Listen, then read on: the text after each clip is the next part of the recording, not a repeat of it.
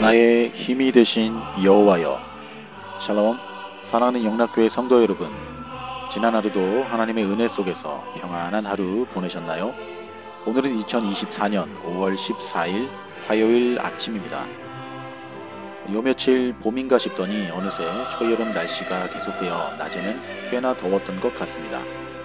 그럼에도 불구하고 역시나 밴쿠버를 상징하는 계절은 개인적으로 여름인 것 같습니다. 녹음이 짙게 덮인 자연을 보면 눈도 마음도 시원해져서 참 아름답다라고 느껴집니다. 그리고 그 속에서 멀리 보이는 설산은 그야말로 장관이 아닌가 생각해봅니다. 아무튼 저와 여러분 모두가 이 환절기에 건강 유의하시고 오늘 아침에도 하나님께서 우리에게 허락하신 귀한 말씀을 묵상하는 아침 경건의 시간을 시작하겠습니다. 오늘 함께 부르실 찬송은 찬송가 438장 내 영혼이 은총 입어입니다. 다 함께 찬송하시겠습니다.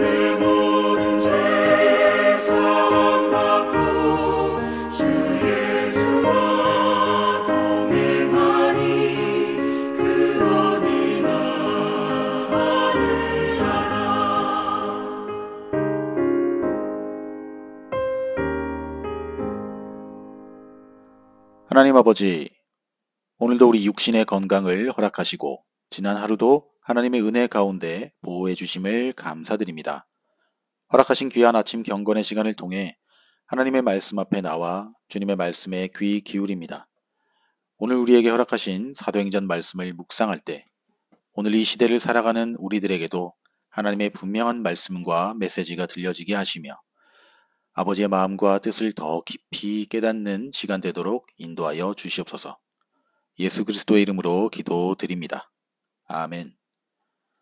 자, 오늘 우리에게 주신 묵상 본문을 함께 봉독하겠습니다. 오늘 본문은 사도행전 7장 17절로 36절 말씀입니다. 함께 본문 말씀을 봉독하겠습니다. 하나님이 아브라함에게 약속하신 때가 가까움에 이스라엘 백성이 애굽에서 번성하여 많아졌더니 요셉이 알지 못하는 새 임금이 애굽 왕위에 오르매 그가 우리 족속에게 교활한 방법을 써서 조상들을 괴롭게 하여 그 어린 아이들을 내버려 살지 못하게 하려 할세. 그때 모세가 낳는데 하나님 보시기에 아름다운지라. 그의 아버지의 집에서 석 달 동안 길리더니 버려진 후에 바로의 딸이 그를 데려다가 자기 아들로 기르매. 22절. 모세가 애굽 사람의 모든 지혜를 배워 그의 말과 하는 일들이 능하더라. 나이가 40이 되매 그 형제 이스라엘 자손을 돌볼 생각이 나더니 한 사람이 원통한 일 당함을 보고 보호하여 압제받는 자를 위하여 원수를 갚아 애굽 사람을 쳐 죽이니라. 그는 그의 형제들이 하나님께서 자기의 손을 통하여 구원해 주신 것을 깨달으리라고 생각하였으나 그들이 깨닫지 못하였더라. 26절. 이튿날 이스라엘 사람끼리 싸울 때에 모세가 와서 화해시키려 하여 이르되 너희는 형제인데 어찌 서로 해치느냐 하니 그 동물을 해치는 사람이 모세를 밀어뜨려 이르되 누가 너를 관리와 재판장으로 우리 위에 세웠느냐?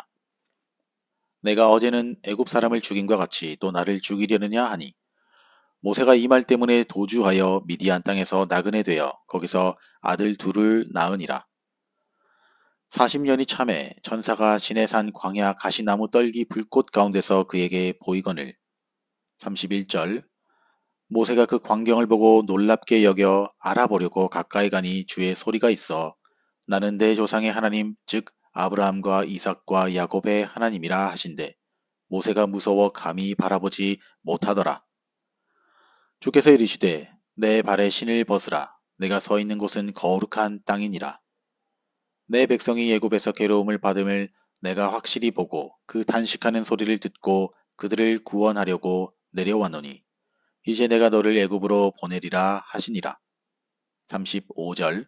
그들의 말이 누가 너를 관리와 재판장으로 세웠느냐 하며 거절하던 그 모세를 하나님은 가시나무 떨기 가운데서 보이던 천사의 손으로 관리와 속량하는 자로서 보내셨으니 이 사람이 백성을 인도하여 나오게 하고 애굽과 홍해와 광야에서 40년간 기사와 표적을 행하였느니라. 아멘. 자, 이제 오늘 읽은 묵상 본문을 함께 나누어 보겠는데요. 먼저 오늘 주신 본문 말씀의 핵심 줄거리를 함께 요약해 봅시다. 오늘 본문은 사도행전 7장 전체를 관통하는 예수 복음의 정통성과 또 유대인의 오류를 이스라엘의 역사를 통해 논증하는 스데반 집사의 최후 진술 설교 중 일부입니다. 여기서는 족장 시대의 역사 기술을 통해 하나님의 구속 역사가 언약과 믿음에 근거하여 흐르고 있음을 밝힘과 아울러서 형식적인 율법주의에 젖어 하나님에 대한 참신앙을 상실하고 메시아마저 죽인 유대인들의 불신앙을 지적한 어제 본문에 이어 출애굽의 지도자 모세를 통한 교훈을 기록하고 있는 본문 말씀입니다. 여기서 스데반 집사는 모세의 출생과 성장 배경, 이스라엘을 애굽의 압제에서 해방시키기 위한 인간적인 계획과 열심, 그리고 살인으로 인한 광야로의 도피, 그리고 하나님의 부르심 등을 언급하고 있습니다. 예수님 시대와 초대교회 당시 유대인들은 율법의 전수자요 이스라엘의 구원자였던 모세를 지나치게 영웅시한 반면 모세를 부르시고 그 배후에서 역사하신 하나님은 무시하고 그의 말씀에 불순종하는 잘못을 범했습니다. 이에 스데반은 모세의 일생을 역사적으로 서술하여 먼저 모세와 율법에 대한 자신의 생각이 다른 유대인들과 다름이 없음을 보여줌으로써 백성들의 그에 대한 고소가 억지인 것을 밝힙니다. 동시에 다른 한편으로는 모세의 생애 중에서 인간적이고 실패했던 부분을 드러냄으로써 실패자 모세를 위대한 지도자로 만드신 이가 하나님이시라는 것을 강조하여 하나님의 주권적인 섭리와 은혜를 부각시켰습니다. 스데반은 모세의 생애를 통해 이스라엘의 구원 역사를 이루어 가신 하나님의 구원 계획과 섭리를 면면히 소개하므로 율법과 출애굽의 주체는 모세가 아닌 하나님을 증거하고 율법과 모세를 숭배하면서 그 배후에 계신 하나님의 깊은 뜻을 깨닫지 못하는 유대인들의 어리석음을 지적한 것입니다. 여기서 우리는 스데반이 모세의 모습을 통하여 율법과 모세를 숭배하면서도 율법의 완성자요 모세가 예표하는 본질이신 예수 그리스도께서 하나님의 섭리에 따라 오셨으나 자신들의 전통과 형식주의에 빠져 예수 그리스도와 그의 복음을 배척한 이 유대인들의 완악함을 간접적으로 책망하면서 복음을 받아들이라고 권고하고 있음을 볼 수 있습니다. 바로 여기까지가 오늘 본문의 핵심 요약이었습니다. 자, 그럼 오늘 묵상 본문에 나타난 하나님은 어떤 분인지 함께 살펴봅시다. 하나님은 자신을 부인하는 사람을 오히려 들어 쓰시는 하나님이다라는 사실입니다. 본문 29절로 30절은 모세가 애굽에서 도피하여 40년을 보낸 후 시내산에서 하나님을 만난 사실을 스데반 집사가 상기시키는 내용입니다. 모세가 애굽 사람을 죽이고 도피한 곳은 당시 미디안 땅으로 불리는 곳이었습니다. 이곳은 시내산이 있는 시내반도의 광야 지대입니다. 당시 그곳에는 미디안 족속들이 목축을 하며 살고 있었던 것 같습니다. 미디안 족속들은 이스라엘 민족과는 먼 친척벌이 되는 그런 종족입니다. 왜냐하면 그들은 이스라엘의 조상 아브라함의 후처인 그두라의 후손들이었기 때문입니다. 그런데 미디안 광야의 어느 오아시스 우물가에 도착한 모세는 우연히 목자들에게 괴롭힘을 당하고 있던 미디안 제사장의 딸을 돕게 됩니다.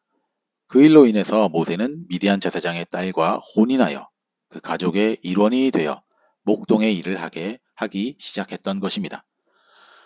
모세는 이제 이전의 화려한 왕궁 생활도 동족 이스라엘 백성들을 도와줄 꿈과 희망도 잃어버린 채 살아갔을 것입니다. 그저 평범한 목동으로서 40년의 세월을 보냈던 것입니다. 그러던 어느 날 시내산에서 잃어버린 양을 찾아 헤매던 중 야훼 하나님을 만나게 되고 하나님의 소명을 받아 출애굽의 영도자가 된 것입니다. 사랑하는 성도 여러분, 이처럼 하나님의 일은 하나님의 권능과 힘으로 해야 가능합니다. 인간적인 재능과 힘으로 할 수 있는 것이 결코 아닙니다. 그렇게 하나님은 모세가 80세가 되어 자신에게 더 이상 아무런 인간적인 힘과 능력도 없다고 인정하였을 때 비로소 모세를 들어 쓰신 것입니다. 이것이 바로 하나님이 일하시고 사람을 쓰시는 하나의 방법입니다. 하나님은 철저히 자기를 부인하는 자를 들어 당신의 능력을 의지하여 일하게 만드시는 분이십니다.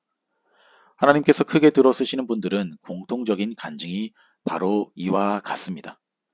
자신의 능력과 힘을 의지하여 하나님의 일을 할 수 있지만 어느 순간 인간적 한계에 이르러 번아웃되거나 금방 낙심하게 되는 경우를 우리는 허다하게 봅니다.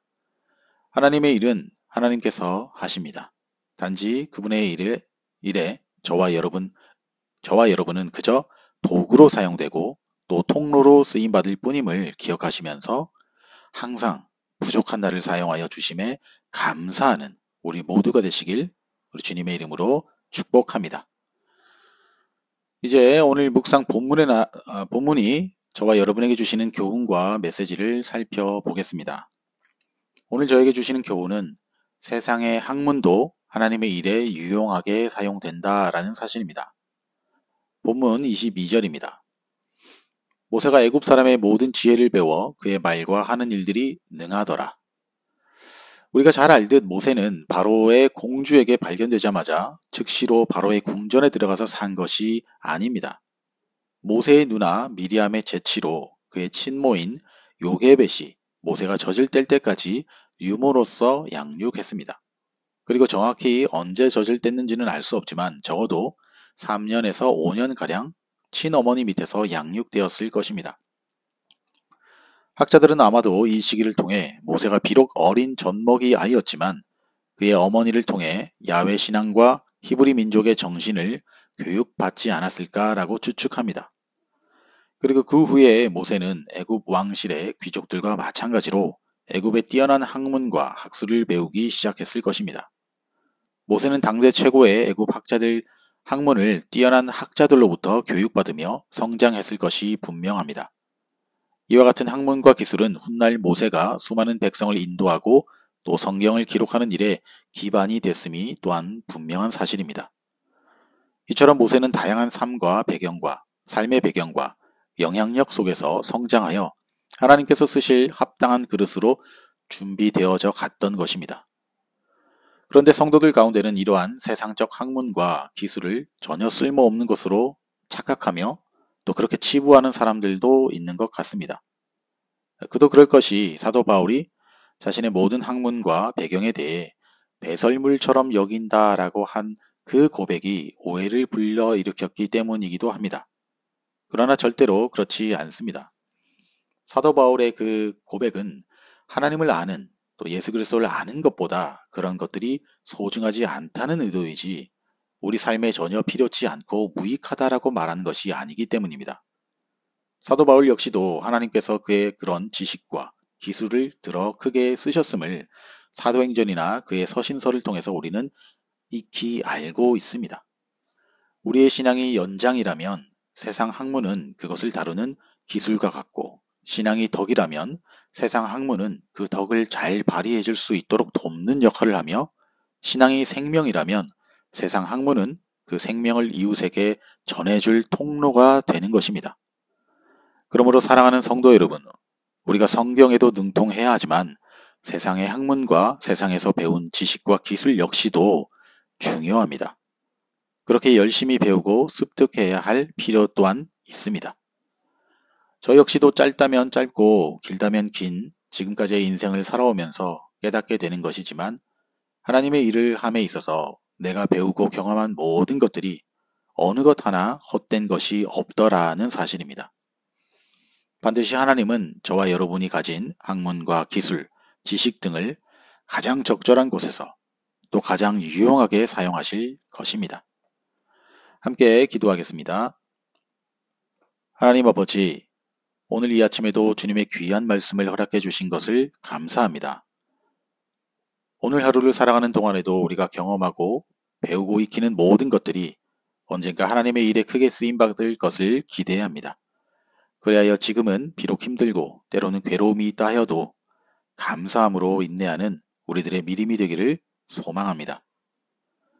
이제는 우리 구주 예수 그리스도의 은혜와 하나님 아버지의 지극하신 사랑하심과 성령님의 감화감동, 위로교통, 충만케 하심이, 하나님은 나 자신을 부인하고 내가 할 수 없다라고 고백할 때 우리를 들어 사용하시며, 내가 경험하고 습득하며 배운 모든 것들을 가장 적합한 때에 가장 유용하게 사용하실 것을 기대하며, 아침 경건의 시간에 참여한 모든 성도들 머리 위에 이제로부터 영원토록 함께 하시기를 간절히 축원하옵나이다.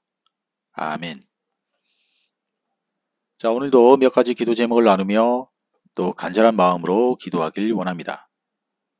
첫 번째 기도의 제목은 오늘도 각자가 묵상한 말씀을 생각하시면서 기도합시다.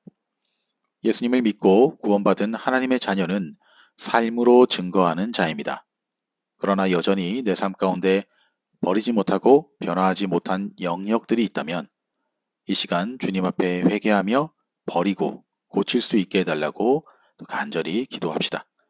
둘째로 우리 영락교회와 성도님들을 위해서 기도합시다. 우리 영락교회가 말씀과 기도, 찬양의 은혜가 넘치는 교회 되게 하시고 성도님들의 영육의 평안을 위해, 특별히 육신이 연약한 성도님들의 건강과 회복을 위해서 기도하시며, 또 올 한 해 영적으로 우리 교회가 부흥할 뿐만 아니라 또 성장하는 한 해 되게 해달라고 간절히 기도합시다. 끝으로 사랑하는 나의 가족을 위해, 또 고국에 계신 부모, 형제들을 위해, 또한 우리 선교사님들을 위해서 찬양이 연주되는 동안 간절한 믿음과 소망의 마음을 담아 함께 기도하시겠습니다.